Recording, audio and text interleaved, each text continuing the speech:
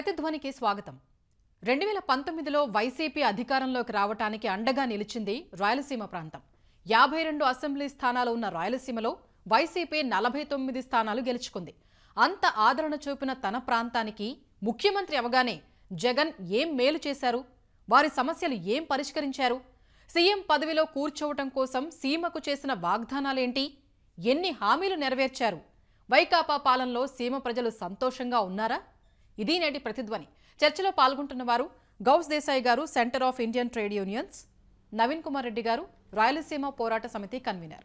ముందుగా గౌస్ గారు, వైకాపా 5 ఏళ్ల పాలనలో రాయలసీమకు జగన్ చేసిన మేలేంటి? జగన్మోహన్ రెడ్డి గారు ముఖ్యమంత్రి అయిన తర్వాత చేసింది శూన్యమే తప్ప ఈ ప్రాంత ప్రజలకు ఏ ఒక్కటి కూడా మేలు చేయలేదు చాలా స్పష్టంగా అర్థమవుతుంది. ఆయన అధికారంలో రాగానే 2019లో కడప స్టీల్ ప్లాంట్ నిర్మాణం చేపడతానని చెప్పేసి శంకుస్థాపన చేశాడు, రిబ్బన్ కట్ చేశాడు. ఈ రోజు వరకు కూడా ₹1 దాని నిధులు కేటాయించలేదు. మళ్ళీ ప్రజలు మభ్యపెట్టడానికి 2019 ఏప్రిల్లో రెండోసారి శంకుస్థాపన చేశాడు. ఆ తర్వాత కూడా ఒక్క ఇటుక కానీ లేకుంటే ఒక్క చిన్న రాయి కూడా అక్కడ వేసినటువంటి పరిస్థితి లేదు. అంటే ఆ రాయలసీమ ప్రాంతం మొత్తం కూడా ప్రజలు ఎవరైతే చదువుకున్నటువంటి వాళ్ళు ఉన్నారో వాళ్ళు మాకు ఉద్యోగాలు వస్తాయి, కడప స్టీల్ ప్లాంట్ నిర్మాణం చేపడితే 10,000 మందికి ఉపాధి దొరుకుతుందని చెప్పేసి ఆశతో జగన్మోహన్ రెడ్డి గారికి ఈ ప్రాంతంలో యువతీ వ్యక్తులు పెద్ద ఎత్తున ఓట్లేశారు. ఆ రకంగా అధికారాన్ని అప్పజెప్పే ప్రయత్నం చేశారు. కానీ జగన్మోహన్ రెడ్డి గారు వచ్చిన తర్వాత గాలిలో మెడలు కట్టడం తప్ప ఈ ప్రాంతంలో ప్రజలకు కానీ యువతీ యువకులు కూడా చేసింది ఏం లేదు. కేవలం ఉపాధే కాదు, ఈ ప్రాంతంలో సాగునీటి ప్రాజెక్టుల విషయం చూసినా కూడా శంకుస్థాపనలకే పరిమితం తప్ప ఒక్క నీటి బొట్టు కూడా ఈ ప్రాంతంలో అదనంగా వచ్చిన పరిస్థితి లేదు. ఈ ప్రభుత్వం వచ్చినప్పుడు ప్రత్యేకంగా వాళ్ళు చెప్పింది ఏంటంటే ఈ ప్రాంతంలో ప్రాజెక్టుల నిర్మాణం కోసం ఆర్డీఎంపీ అనే ప్రాజెక్టు తీసుకుని వచ్చి 23,000 కోట్ల రూపాయలు కేటాయిస్తామని చెప్పేసి ప్రకటించారు. ఆ రకంగా శంకుస్థాపన చేసినటువంటి వాళ్ళు ప్రాజెక్టులు పూర్తి చేయడం కోసం ఈ రోజు కూడా ₹1 కేటాయించిన పరిస్థితి లేదు. కర్నూలు జిల్లాలో వేదవతి, తర్వాత గుండ్రేవల, ఆ తర్వాత ఆర్టీఎస్ కుడికాలువ నిర్మాణం కోసం 2019 ఎన్నికల కంటే ముందే చంద్రబాబు నాయుడు గారు ఆ రోజు శంకుస్థాపనలు చేసి దాదాపు ₹1,900 కోట్ల నిధులు కేటాయించాడు. ఆ ప్రాజెక్టు పూర్తి చేయాల్సినటువంటి జగన్మోహన్ రెడ్డి గారు అధికారంలోకి వచ్చిన తర్వాత గతంలో చంద్రబాబు నాయుడు కేటాయించిన నిధుల్ని కూడా విడుదల చేయకపోగా ఎవరైతే కాంట్రాక్టులు పనిచేశారో వాళ్ళు కూడా బిల్లులు చెల్లించే పరిస్థితి ఈరోజు ఉంది. ఆ వేదవతి అట్లా ఆగిపోయింది, మధ్యలోనే ఆర్డీఎస్ కుడికాలువ నిర్మాణం ఆగిపోయింది, గుండ్రేవల ప్రస్తావన లేదు, హెచ్ఎన్ఎస్ఎస్ ఉందో అది కూడా మధ్యలో ఆగిపోయిన పరిస్థితి ఉంది. హంద్రినివా కాలువ నిర్మాణం వెడల్పు చేసేట పని కూడా ఆగిపోయిన పరిస్థితి ఉంది. అంటే జగన్మోహన్ రెడ్డికి ఈ రాయలసీమ ప్రాంతంలో మొత్తం కూడా 49 మంది ఎమ్మెల్యేలు గెలిపించడం కోసం ప్రజలు తోడ్పాటు అందిస్తే, కానీ జగన్మోహన్ రెడ్డి అధికారంలోకి వచ్చిన ఈ ప్రజలకు చేసింది ఏంటంటే కరువు తప్ప, వలసలు తప్ప, ఆత్మహత్యలు తప్ప వేరేది లేదని చాలా స్పష్టంగా అర్థమవుతుంది. జగన్మోహన్ రెడ్డి ప్రభుత్వం వచ్చిన తర్వాత ఆత్మహత్యలు నివారిస్తాను, రైతులకు మేలు చేస్తానని చెప్పాడు. కానీ జగన్మోహన్ రెడ్డి అధికారంలోకి వచ్చిన 3 సంవత్సరాల లోపే మనం పరిశీలిస్తే దాదాపు కర్నూలు జిల్లాలో 215 మంది రైతులు ఆత్మహత్యలు చేసుకున్నారు, 145 మంది ఆత్మహత్యలు చేసుకున్నారు, కడపలో 100 మంది ఆత్మహత్యలు చేసుకున్నారు, అట్లా చిత్తూరులో 45 మంది ఆత్మహత్య చేసుకున్నారు. అంటే ఆత్మహత్యల పర్వం తప్ప ఈ ప్రాంతంలో రైతులకు కానీ యువతీ యువకులు కూడా చేసింది ఏమీ లేదని చాలా స్పష్టంగా అర్థమవుతుంది. నవీన్ కుమార్ రెడ్డి గారు, రాయలసీమ సమగ్రాభివృద్ధి కోసం మీరు చాలా ఏళ్లుగా పోరాడుతున్నారు. జగన్ సీఎం అయ్యాక రాయలసీమ అభివృద్ధి ఎలా సాగింది? అత్యంత వెనుకబడిన ప్రాంతం రాయలసీమ ప్రాంతం. ఇక్కడ నిరుద్యోగ సమస్య విలయ తాండవం చేస్తుంది. వర్షాభావాల మీద ఆధారపడి పంటలు పండించుకుంటే, ఆ పంటల ద్వారా బిడ్డల్ని చదివించుకుంటే, ఆ చదువుకున్న బిడ్డలకి ఇక్కడ పరిశ్రమలు ఉంటేనే ఉద్యోగాలు వస్తాయి, జీవనం కొనసాగుతుంది. ఈ విభజన తర్వాత ముఖ్యమంత్రి జగన్మోహన్ రెడ్డి గారు ఎన్నికల సందర్భంగా ఆయన ఇచ్చినటువంటి హామీలను రాయలసీమ ప్రాంతంలో ఉండే అన్ని వర్గాల ప్రజలండి ఒకసారి అవకాశం ఇవ్వమంటున్నాడు. ఖచ్చితంగా ఈ రాయలసీమ తలరాతలు మారుతాయి అన్నటువంటి ఆలోచనతో పోటీలు పడి ఉద్యోగస్తులు, వ్యాపారస్తులు అయితే వాళ్ళు దగ్గరుండి ఎన్నికలు జరిపించి ఈరోజు అఖండ మెజార్టీతో మీరు అన్నట్టు 49 సీట్లు ఇవ్వడం జరిగింది రాయలసీమ ప్రాంతం నుంచి. మరి ఈరోజు రాయలసీమ ఈ 4 సంవత్సరాల్లో కరువుకి కేర్ ఆఫ్ అడ్రస్గా మారిపోయిందండి. పట్టించుకునే నాదే లేదు. ఈరోజు ఈ రాష్ట్ర క్యాబినెట్లో పవర్ఫుల్ మంత్రులండి ఈ జిల్లా నుంచి ప్రాతినిధ్యం వహిస్తున్నారు. మా చిత్తూరు జిల్లా నుంచి కానీ, కర్నూలు జిల్లా నుంచి కానీ 2 మంత్రులు ఉన్నారు, 2 మహిళా మంత్రులు ఉన్నారు, 2 ఉప ముఖ్యమంత్రులు కూడా ఈయనే ఉన్నారు ఈ జిల్లాల్లోనే, ఈ రాయలసీమ ప్రాంతంలోనే. కానీ ఏం ప్రయోజనం అండి? కనీసం హంద్రీనివా కానీ, గాలేరు నగిరి కానీ, ఈరోజు ఆ ప్రాజెక్టులంతా కూడా ఎడారిలాగా మారిపోతా ఉంటే దాన్ని నమ్ముకొని జీవనం కొనసాగిస్తున్నటువంటి రైతులంతా కూడా వలసలు వెళ్ళిపోతా ఉంటే ఒక్కరంటే ఒక్కరు కూడా ఆ కన్నీళ్లు తుడస్తామని చెప్పని ఆలోచించిన పాపాన పోలేదండి. మేము అధికారంలోకి వస్తే సస్యశ్యామలం చేస్తాం, ప్రాజెక్టులు తీసుకొస్తాం, పరిశ్రమలు తీసుకొస్తాం, నిరుద్యోగ సమస్య అనేది భూతద్దం పెట్టి వెతికినా కనపడదు అని చెప్పని ఉత్తర కుమారుని ప్రగల్భాలు పలికారే. మరి ఈరోజు ఏమైపోయింది? రాయలసీమలో ఉన్నటువంటి నిరుద్యోగ యువత ఇక్కడ ఉద్యోగాలు లేవు. వచ్చే పరిశ్రమలు ఏదన్నా వస్తా అంటే వాళ్ళ మెడ మీద కత్తి పెట్టి మంత్రులు, ఎమ్మెల్యేలు, స్థానికంగా ఉండే చోటా బడా నాయకులంతా కూడా బెదిరించి భయపెట్టి ఈరోజు పరిశ్రమలంతా కూడా పక్క రాష్ట్రాలకు వెళ్ళిపోతున్నాయి. తమిళనాడుకి వెళ్ళిపోయినాయి, కర్ణాటకకి వెళ్ళిపోయినాయి, తెలంగాణకి వెళ్ళిపోయినాయి. అమర్ రాజా ఫ్యాక్టరీ మా చిత్తూరు జిల్లాలో అండి, వేలాది మందికి ఉపాధి కల్పించే పరిశ్రమ అది. అలాంటి పరిశ్రమకు సంబంధించినటువంటి ఒక యూనిట్ ఇక్కడ స్థలం కేటాయిస్తే వాళ్ళని ప్రారంభోత్సవం చేయనీయకుండా వాళ్ళని ఇబ్బంది పెడితే వాళ్ళు ఈరోజు తెలంగాణలో పోయి పరిశ్రమ స్థాపించారు. అక్కడ ఒక 10,000 మందికి ఉపాధి కల్పిస్తున్నారు. మరి మా ప్రాంతంలో ఎందుకు మీరు పార్టీలకు అతీతంగా అభివృద్ధి చేయడం లేదు? 24 గంటలు దోపిడీ. మన రాజంపేటలో అన్నమయ్య ప్రాజెక్టు అది కొట్టుకుపోయి గేట్లతో కూడా పగిలిపోయి మొత్తం ఉన్నటువంటి పేద ప్రజల ఇండ్లన్నీ కూడా ఆ నీటిలో కొట్టుకుపోయాయి. ఇప్పటి వరకు ఆ గేట్లను మరమ్మత్తు చేసేదానికి లేదు. పించా ప్రాజెక్టు అనేది కడప జిల్లా, సాక్షాత్ ముఖ్యమంత్రి గారి జిల్లా. అన్నమయ్య ప్రాజెక్టు ఆడే ఉంది. ఈ 2 ప్రాజెక్టులు కూడా కొట్టుకుపోతే దాన్ని కనీసం గేట్లు పెడతామన్నటువంటి ఆలోచన ఇరిగేషన్ మంత్రికి రాలేదండి. నేను ఒకటే అడుగుతున్నా, ఇరిగేషన్ మంత్రి గారు ఉన్నారండి ఈ రాష్ట్రంలో, ఆయన మంత్రి శాఖకు సంబంధించింది తప్ప మిగతా అన్నీ మాట్లాడతాడు, మంచి డ్యాన్స్ లేస్తాడు. గౌస్ గారు, అనంతపురం నుంచి చిత్తూరు వరకు, కియా నుంచి హీరో వరకు పరిశ్రమలు టీడీపీ ప్రభుత్వంలో వచ్చాయి. మరి జగన్ సీఎం అయ్యాక మీ సీఎంకు కొత్తగా తెచ్చిన కంపెనీలు ఏవేంటి? ఒక్క పరిశ్రమ రాకపోగా ఉన్న పరిశ్రమలు పోయే పరిస్థితి ఈరోజు చాలా స్పష్టంగా అర్థమవుతుంది. కర్నూలు జిల్లా రాయలసీమకు ముఖదారం అని చెప్పినట్టు ఈ ముఖ్యమంత్రి కర్నూలు జిల్లా ఓరోకల దగ్గర ఇండస్ట్రియల్ హబ్ ఏర్పాటు చేస్తామని చెప్పేసి ఆర్భాటంగా ప్రకటించారు. కనీసం ఒక రాయి కూడా వేసే పరిస్థితి లేదు. ఈ ప్రాంతంలో చదువుకున్నటువంటి యువతి యువకులందరూ కూడా బెంగళూరు, హైదరాబాద్, చెన్నై, మద్రాస్ ఈ ప్రాంతాలకు వెళ్ళి అక్కడ ఉపాధి చేసుకునే పరిస్థితి ఉంది. ఇక్కడ మాత్రం కొత్తగా అది అనంతపూర్లో కానీ, కర్నూలులో కానీ, కడపలో కానీ, చిత్తూరులో కానీ ఒక్క పరిశ్రమ లేదు. ఒక సందర్భంలో అనంతపూర్లో ఏదైతే కియా పరిశ్రమ ఉందో అది కూడా భయపడి పోయేటి పరిస్థితి ఉంది అని చెప్పేసి వార్తలు ఇప్పుడు వచ్చాయి. అంటే ఉన్న పరిశ్రమ కూడా, ఉన్న పారిశ్రామికవేత్తలు కూడా ఇక్కడ నుంచి భయపడి వేరే ప్రాంతాలకు పోతున్నారు. చాలా స్పష్టంగా అర్థమవుతుంది. ఈ ప్రాంతంలో ఆర్థిక మంత్రి ఉన్నాడు, రాయలసీమ ప్రాంతంలో ఆర్థిక మంత్రి ఉన్నాడు. ఈ ప్రాంతం వెనుకబడిన ప్రాంతం కదా, ఈ ప్రాంతంలో కొన్నైనా కొత్త పరిశ్రమలు తీసుకుని వచ్చి నిర్మిద్దామన్నటువంటి ఇంకిత జ్ఞానం కూడా ఆర్థిక మంత్రికి లేదు. అంటే ఈ ప్రాంతం ప్రజల పట్ల ఎలాంటి చిత్తశుద్ధి ఉందో చాలా స్పష్టంగా అర్థమవుతుంది. గతంలో మనం చూసాం, ఏ ముఖ్యమంత్రి అయినా ఒక ప్రాంతంలో, ఇప్పుడు కియా తీసుకుని వచ్చిన తర్వాత చంద్రబాబు నాయుడుకి మంచి పేరు ఈ ప్రాంతంలో ఎందుకు వచ్చింది? వందలాది మంది అక్కడ ఉన్నటువంటి ప్రజలకు, యువతి యువకులకు ఉపాధి దొరికింది కాబట్టి కియా పరిశ్రమ ఈరోజు రాయలసీమ ప్రాంతం మొత్తం కూడా చాలా పేరు తీసుకుని వచ్చి పెట్టింది చంద్రబాబు నాయుడుకి. మరి కడప స్టీల్ ప్లాంట్ను నిర్మించి ఆ రకంగా చేస్తే జగన్మోహన్ రెడ్డి గారు మళ్ళీ ఓట్లు అడగొచ్చు, ఎవరికి అభ్యంతరం లేదు. ఆ రకం 10,000 మందికి ఉపాధి కల్పిస్తే ఆయనకే ప్రజలు ఓట్లేస్తారు.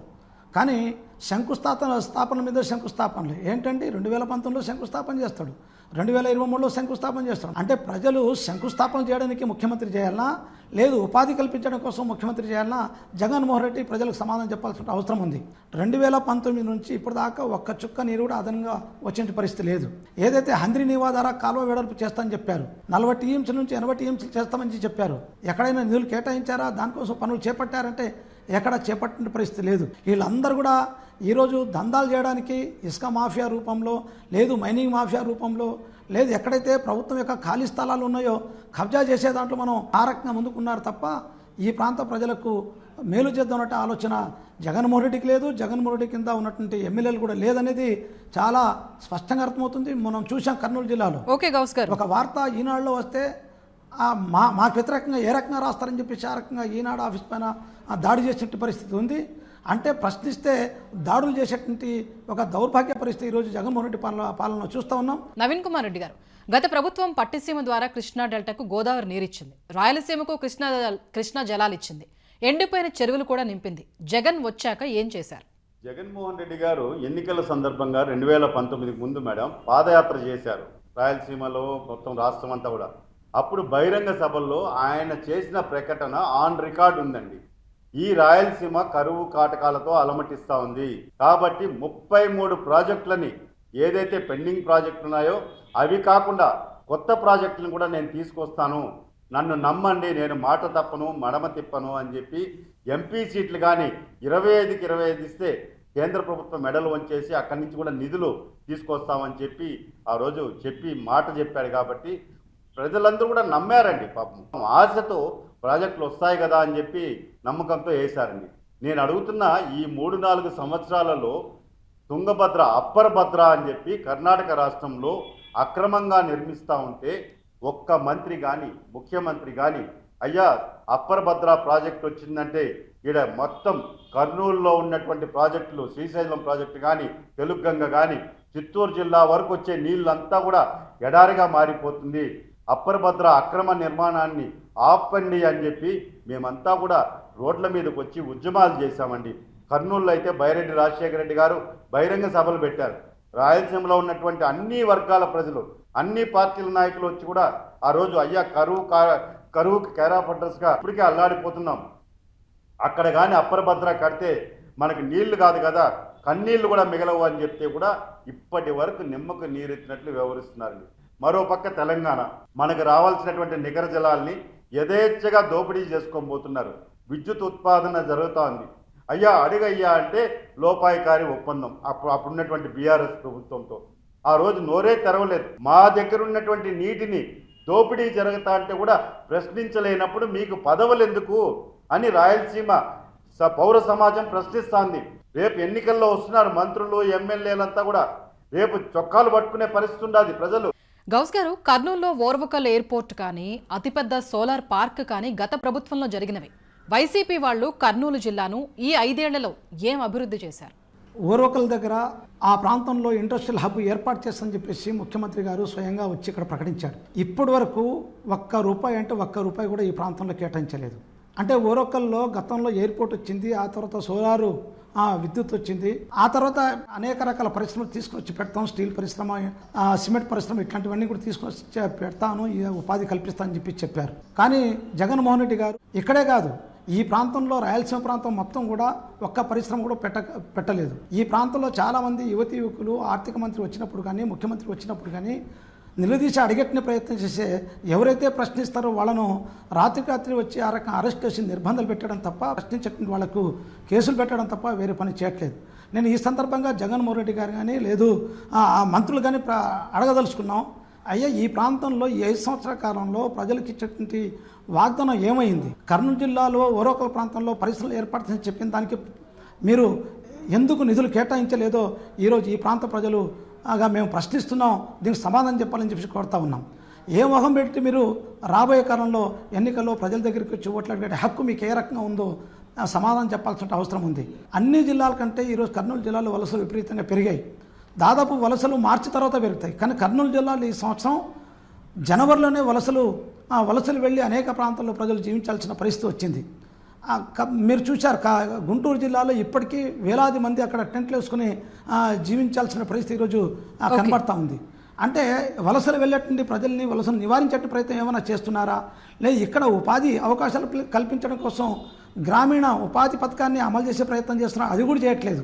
పరిశ్రమలు పెట్టారు, ఉపాధి చూపించారు, కొత్త ప్రాజెక్టు నిర్మాణం చేసి రైతుల ద్వారా ఆ రకం ఉపాధి కల్పించే ప్రయత్నం చేయరు. అంటే ఏం చేశారు 5 సంవత్సరాల్లో అంటే మొత్తం మాఫియాగా మారి ప్రభుత్వ ధనాన్ని కొల్లగొట్టడం తప్ప ఈ ప్రభుత్వం అధికారంలో చేసింది శూన్యం అనేది చాలా స్పష్టంగా అర్థమవుతుంది. ఇలాంటి వాళ్ళు ఎన్నికల్లో వస్తే ప్రజలు ఖచ్చితంగా బుద్ధి చెప్పడానికి సిద్ధంగా ఉన్నారనేది గమనించాలి. నవీన్ కుమార్ రెడ్డి గారు, సీఎం సొంత జిల్లా కడపకు ఉక్కు పరిశ్రమ విషయంలో జగన్ ఎన్నిసార్లు మాట మార్చారు? కనీసం సొంత జిల్లాకైనా న్యాయం చేశారా? ఉక్కు పరిశ్రమని స్థాపిస్తామని చెప్పని పదే ప్రారంభోత్సవాలు చేశారే కానీ ఎక్కడ వేసిన గొంగలు అక్కడే ఉంది మేడం. పునాది రాళ్ళు మిగిలిపోయాయి అక్కడ. ఈరోజు పరిశ్రమ లేదు, పెట్టుబడులు పెట్టడానికి పారిశ్రామికవేత్తలు రావడం లేదు. మా దౌర్భాగ్యం ఏమంటే అండి, ఈరోజు పాలకులు సీమ ప్రాంతం నుంచి ముఖ్యమంత్రిగా యువకుడు వచ్చాడు. ఈరోజు ఖనిజ సంపద అండి, ప్రకృతి సంపద కోడూరు, రాజంపేట ఆ ఏరియాలో బైరిటీస్ కానీ, తెల్లరాయి కానీ, సున్నపురాయి కానీ ఇక్కడి నుంచి మనం ఎక్స్పోర్ట్ చేస్తున్నాం. అలాంటి ప్రకృతి సంపద ఉన్నా కూడా ఇక్కడ మనం పరిశ్రమలు స్థాపించలేకపోతున్నాము అంటే ఇది నిజంగా పాలకుల నిర్లక్ష్యానికి నిదర్శనం అండి. ఇది ఎవరైతే ఐటీ శాఖ పరిశ్రమ మంత్రి ఉన్నాడో, అదేవిధంగా ఫైనాన్స్ మినిస్టర్ ఉన్నారు, ఆయన ఆర్థిక మంత్రో లేదా అప్పుల అప్పారావో తెలియదు, కానీ ఢిల్లీలో ఉన్నప్పుడు మాత్రమే ఆయన టీవీల్లో కనబడతాడు మేడం, పత్రికల్లో చూస్తాం. ఈ రాయలసీమలో ఈరోజు తిరుపతి పుణ్యక్షేత్రం, ఇక్కడ రైల్వే కనెక్టివిటీ ఉంది, ఎయిర్ కనెక్టివిటీ ఉంది, నేషనల్ హైవే కనెక్టివిటీ ఉంది, ఇతర రాష్ట్రాలకు పోయేదానికి అన్ని సౌకర్యాలు ఉన్నటువంటి ప్రాంతం ఈ చిత్తూరు జిల్లా మేడం. చిత్తూరు జిల్లాలో గతంలో ఉన్నటువంటి కాంగ్రెస్ ప్రభుత్వంలో బెల్ ఫ్యాక్టరీని తీసుకొచ్చారు మేడం. బెల్ ఫ్యాక్టరీని కనీసం అక్కడ ప్రారంభోత్సవం చేసి దానికి కావాల్సినటువంటి పారిశ్రామికవేత్తల్ని, ముడి సరుకుల్ని తీసుకొచ్చి ప్రారంభించవచ్చు, దాన్ని పట్టించుకోలేదు. కనీసం ఎక్కడుందో కూడా తెలియదు మేడం. అలాంటిది ఈరోజు ఉక్కు పరిశ్రమ పరిస్థితి కూడా అంతే, కేవలం మాటలకే పరిమితం. సిద్ధం అంటారు, ఎందుకు సిద్ధం అండి? మీరు ఫలానా దానికని చెప్పండి. ఈరోజు మీరు అభివృద్ధి చేస్తే మీరు సిద్ధం పడాల్సిన పనిలే, ప్రజలే మీకు వెల్కమ్ చెప్తారు. ఈరోజు నిర్బంధంగా మహిళా సంఘాలను పెట్టుకొని సభలు జరిపించుకొని మీరు తప్పట్లు తట్టుకుంటున్నారే కానీ మీరు గ్రౌండ్ రియాలిటీ చూడడం లేదు, మీ నాయకులు మీకు చెప్పడం లేదు. నాయకులు కూడా ఒక ట్రాన్స్లోకి వెళ్ళిపోయారండి. ఎమ్మెల్యేలు కానీ మంత్రులు కానీ దీపం ఉండగానే ఇల్లు చక్క పెట్టుకుంటాము మనకెందుకు అనే రీతిలో వ్యాపారాలు చేసుకుంటున్నారండి. ఈరోజు రాజకీయ నాయకులు, ప్రజాప్రతినిధి ఎక్కడన్నా సరే పునాది రాయి వేసినాయి, ఇది ప్రారంభించామని చెప్పండి. ఒక్క పరిశ్రమ, ఏ గ్రామాలే కాదండి, పట్టణాల్లో కూడా నిరుద్యోగ సమస్య విలయతాండవం చేస్తుంది. యువత చదువుకొని ఈరోజు ఉద్యోగాలు లేకుండా వాళ్ళు మత్తు పదార్థాలకి చాలా మంది బానిసలైపోయి ఏం ప్రాణాలు పోగొట్టుకుంటున్నారండి. తల్లిదండ్రుల ఆవేదన వర్ణనాతీతం. అసలు మా బిడ్డల్ని ఎక్కడికి పంపించాలి, ఉద్యోగాలు దొరకడం లేదు. ఒక వయసు వచ్చిన తర్వాత బిడ్డకు ఉద్యోగం పురుష లక్షణం అంటారు, ఉద్యోగాలే లేకపోతే ఎక్కడికి పోవాలండి? పోనీ అవుట్ సోర్సింగ్ వాళ్ళని రాష్ట్ర వ్యాప్తంగా విద్యుత్ శాఖ కానీ, మున్సిపాలిటీ కానీ అన్ని చోట్ల టీటీడీలో పనిచేసే వాళ్ళని, అన్ని ప్రాంతాల్లో పనిచేసే వాళ్ళంతా రెగ్యులరైజ్ చేస్తాము, ఉద్యోగ భద్రత కల్పిస్తామని చెప్పని పాదయాత్ర ముగింపు సభలో హామీ ఇచ్చారు. దాన్ని కూడా నిలబెట్టుకోలేకపోయారండి. కాబట్టి ప్రజలంతా గమనిస్తున్నారు మేడం. గౌస్ గారు, జగన్ సీఎం అయ్యాక రాయలసీమలో మళ్లీ ఫ్యాక్షనిజం, ల్యాండ్ మాఫియా, శాండ్ మాఫియాలు పెరిగాయి. పోలీసు వ్యవస్థ ఎలా పనిచేస్తోందో నంద్యాలలో సలాం ఆత్మహత్య చెబుతోంది. 3 రాజధానులని చిచ్చుపట్టాలని చూశారు. ఇవన్నీ సీమ వాసులు గ్రహించారా? ఫ్యాక్షనిజం అనేది చాలా విపరీతంగా పెరిగింది, చాలా స్పష్టంగా అర్థమవుతుంది. పోలీసులు ఈరోజు ప్రభుత్వానికి అనుకూలంగా ఒక ఏజెంట్ లాగా పనిచేస్తూ ఉన్నారు. నంద్యాలలో చూసాం ఏ రకంగా అక్కడ పోలీసుల నిర్బంధాలతో ఏ రకంగా అక్కడ చనిపోయారు. అదే కాదు, ఈరోజు 4 రోజుల క్రితం కర్నూలు జిల్లాలో మనం చూసాం విలేకరులపైన ఏ రకంగా దాడి చేశారు. అనంతపురం జిల్లాలో బహిరంగ సభలు మనం చూసాం, ఫోటో తీసుకున్నట్టు ఆంధ్రజ్యోతి విలేకరులు ఏ రకంగా దాడి చేశారు. అక్కడే కాదు, ఈరోజు గ్రామీణ ప్రాంతంలో ఎవరైతే వైసీపీ నాయకులకు వ్యతిరేకంగా ఏ ఒక్క మాట మాట్లాడినా వాళ్ళపైన దాడులు, హత్యలు చేసేటువంటి పరిస్థితి ఈరోజు కర్నూలు జిల్లా మొత్తం, రాయలసీమ మొత్తం కూడా విలయతాండం చేస్తూ ఉంది. ఈరోజు ప్రజలందరూ కూడా భయభ్రాంతులతో జీవించాల్సిన పరిస్థితి వస్తూ ఉంది. కబ్జాలు, వాళ్ళ సొంత స్థలాలు కూడా కబ్జా చేసినా ప్రశ్నించే పరిస్థితి లేదు. ఎవరైనా ప్రశ్నిస్తే వాళ్ళపైన దాడులు, రాత్రి దాడులు చేసే పరిస్థితి. సొంత ఇంటి స్థలం ఎవరైనా పెట్టుకుని ఆ రకంగా ఖాళీ స్థలం ఉందంటే అది వారం రోజుల కల్లా వెంటనే వైసీపీ నాయకుల యొక్క కబ్జాల్లో పోయేటి పరిస్థితి ఉంది. అదే కాదు, ప్రభుత్వ స్థలాలు కూడా విపరీతంగా ఆక్యుపై చేసుకుని ఆ రకంగా కబ్జాలు చేసేట పరిస్థితి కనబడతా ఉంది. అంటే ఒక రకంగా జగన్మోహన్ రెడ్డి గారు అధికారంలోకి వచ్చిన తర్వాత మాఫియాలు, అది ఇసుక మాఫియా కావచ్చు, మైనింగ్ మాఫియా కావచ్చు, లిక్కర్ మాఫియా కావచ్చు, విపరీతంగా పెరిగాయి. ఈ మాఫియా వల్ల సామాన్య ప్రజలతో పాటు మధ్యతరగతి ప్రజలు చాలా ఇబ్బంది పడే పరిస్థితి ఉంది. ఎక్కడైనా పోయి కేసులు పెట్టి అయ్యా మాకు దాడి చేశారని చెప్తే పోలీసుల్లో కూడా కనీసం కేసు పెట్టే పరిస్థితి లేదు. కేసు పెట్టకపోగా పోయిన వాళ్ళపైన తిరిగి కేసు పెట్టే పరిస్థితి మనం చూస్తూ ఉన్నాం. ఈ ప్రభుత్వం మన కోసం పాలన చేస్తుందా అన్నట్టు ప్రశ్న ఈరోజు ప్రజలు చూస్తూ ఉన్నారు. ఈ ప్రభుత్వం ఎప్పుడు పోవాలి, ఏ రకంగా పోగొట్టాలని చెప్పేసి ఆలోచన చేస్తూ ఉన్నారు. ఏదైనా మంచి చేస్తాడని చెప్పేసి ఆశించి, యువకుడు కదా మన కోసం పనిచేస్తాడు కదా, ఒక్కసారి అవకాశం ఇవ్వండి అని చెప్పేసి అడిగాడు కదా, ఒక్కసారి ఆలోచిద్దామని చెప్పేసి ప్రజలు వేశారు. ఏదైతే ప్రజలు ఆశించి ఓట్లేశారో ఈ 5 సంవత్సరాల కాలంలో ప్రజలు మేము ఎందుకయ్యా ఇలాంటి వ్యక్తికి ఓటేసి గెలిపించాం, దీనికోసమా మేము ఆశించిందని చెప్పేసి ప్రజలు ఆందోళన చెందాల్సిన పరిస్థితి రోజు ఉంది. జగన్మోహన్ రెడ్డి ప్రభుత్వం ఎంత తొందరగా పోతే అంత ఈ రాష్ట్రానికి మేలు, మాకు మేలంటే పరిస్థితి ప్రజలు ఉన్నారు తప్ప ఈ ప్రభుత్వం వచ్చిన తర్వాత మేలు చేసేటువంటి పరిస్థితి లేదు. ఎందుకంటే ఆయన చెప్పొచ్చు సంక్షేమ పథకాలు మేము అమలు చేస్తున్నాం, అందరికీ నవరత్నాలు అమలు చేస్తాం చెప్పొచ్చు. కానీ నవరత్నాలు ఎంతమందికి వచ్చాయి? ఆటో డ్రైవర్లకు అడగండి, 100కి 10 మందికి వస్తే 90 మంది పైన ఈరోజు ఒక్క పైసా కూడా రావట్లేదు. గతంలో చలానా ఫీజు 1200 రూపాయలు ఉంటే దాదాపు 12,000 రూపాయలు పెంచాడు. 10,000 రూపాయలు ఒకవైపు ఇచ్చి 25,000 రూపాయలు లాక్కునే పరిస్థితి ఉంది. నవరత్నాల వల్ల ప్రజలకు మేలు కాదు కదా. నవరత్నాల పేరు చెప్పి ముందు నవరత్నాలు చూపించి ఆ తర్వాత వెనక విపరీతమైన భారాలు వేసే పరిస్థితి ఈ ప్రభుత్వం వచ్చిన తర్వాత జరిగింది. నవీన్ కుమార్ రెడ్డి గారు, గత ప్రభుత్వంలో రాయలసీమలో ఫ్యాక్షన్ కుటుంబాల మధ్య అప్పటి సీఎం చంద్రబాబు సయోధ్య చేసి వారిని ఒక తాటిపైకి తెచ్చారు. 2019లో జగన్ వచ్చాక అధికార పార్టీ దౌర్జన్యాలు పెరిగాయి. మళ్లీ సీమవాసులు జగన్ రావాలని కోరుకుంటున్నారా? ఒకటి మేడం, ఇప్పుడున్నటువంటి ప్రభుత్వ లక్ష్యం ఒకటే, విభజించి పాలించు. గ్రామాల్లో కానీ పట్టణాల్లో కానీ మతాల మధ్య చిచ్చు పెట్టడము, కులాల మధ్య చిచ్చు పెట్టడము, 2 వర్గాలుగా చేయడము, వాళ్ళిద్దరూ కూడా కొట్టుకొని ప్రాణాలు పోగొట్టుకుంటామంటే ఆ మంటల్లో వీళ్ళు చలిగాచుకోవడం అండి. నాయకులు, ఎమ్మెల్యేలు కానీ మంత్రులు కానీ ఏ పని చేస్తున్నారండి. ప్రతి నియోజకవర్గంలో కూడా మీరు చూడండి దౌర్జన్యాలు ఎక్కువైపోయాయి. ఎన్నికల సందర్భంగా జగన్మోహన్ రెడ్డి గారు ఏం చెప్పారండి, నా అక్క చెల్లెళ్ళకి తాలిబొట్లు తెగిపోతున్నాయి, పూర్తిగా మద్యపాన నిషేధం చేస్తానని చెప్పి ఇచ్చిన మాట మీ నోటి మాటే కదా అది. ఈరోజు మద్యం ఏరులై పారుతుంది. అది పోని మద్యం అదన్నా బ్రాండెడ్ లిక్కర్ అంటే మొత్తం కల్తీ, అనేక మంది ప్రాణాలు పోగొట్టుకుంటున్నారు, పుస్తు తాలిబొట్లు తెగిపోతున్నాయి. అది నిజంగా చాలా మహాపాపం అండి. అది నేను ఒకటే అడుగుతున్నా, మీరు ఈ మద్యం మత్తులో వర్గాలుగా తయారు చేసేసి గ్రామాలలో చిచ్చు పెట్టేసి వాళ్ళు ప్రాణాలు పోగొట్టుకుంటా అంటే మీరు వాళ్ళ శవాల మీద రాజకీయాలు చేయడం అంటే ఇది నిజంగా ఇది దౌర్భాగ్యం అనుకోవాలా రాయలసీమకి. కానీ ఇప్పటికిప్పుడే ప్రజలు కూడా బయటపడుతున్నారండి.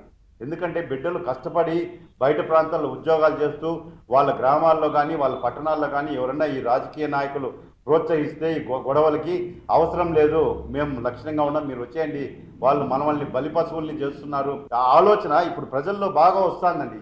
ఫ్రాక్షనిజం అనేది రాయలసీమలో కనుమరుగైపోతున్నటువంటి సమయంలో మళ్ళా తిరిగి దానికి ఆజ్యం పోస్తున్నారండి.